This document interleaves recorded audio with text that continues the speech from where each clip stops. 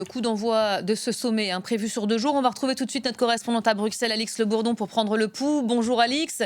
Alors les ministres européens se retrouvent avec pour objectif, je le disais, de s'entendre sur le meilleur moyen possible pour organiser le soutien de l'OTAN à l'Ukraine. Et pour cela, des propositions très concrètes vont être mises sur la table aujourd'hui.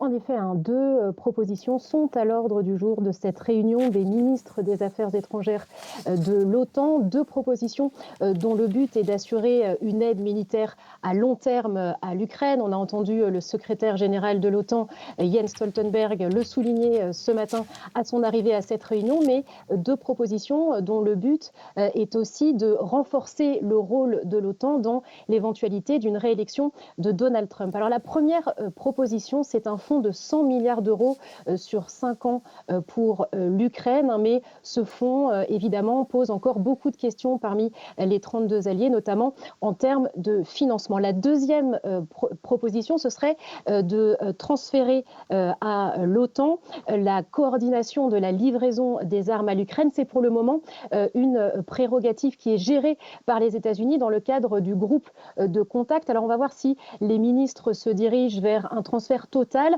ou vers un siège plus formel de l'OTAN au sein de ce groupe de contact. Mais en tout cas, l'idée là aussi, c'est de maintenir le flux d'armes vers Kiev dans l'éventualité d'une réélection de Donald Trump. Rappelez-vous, ce groupe de contact avait été créé dans les premières semaines après le début de l'invasion russe en Ukraine. Outre les membres de l'OTAN, il est composé d'une vingtaine d'autres pays de la zone euro-atlantique, mais il a rencontré un certain nombre d'obstacles ces derniers temps, notamment dû à l'assèchement de l'aide américaine vis-à-vis de l'Ukraine. Mais en tout cas, ces deux propositions viennent s'inscrire dans une série d'autres mesures de protection qui ont été prises, notamment en fin d'année dernière, cette loi américaine exigeant l'approbation du Congrès si un futur président américain tentait tout simplement de se retirer de l'OTAN.